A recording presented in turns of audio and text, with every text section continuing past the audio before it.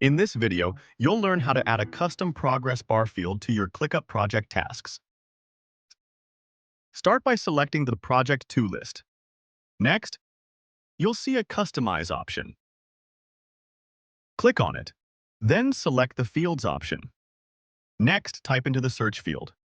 Now search for Progress. Then, select the Manual Progress option after selecting it. Enter a name for the progress bar, for example, Test Progress. Then, you'll see the Start Value and End Value fields.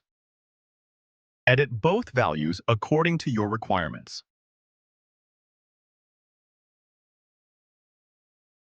Now, click the Create button to add your new Manual Progress field.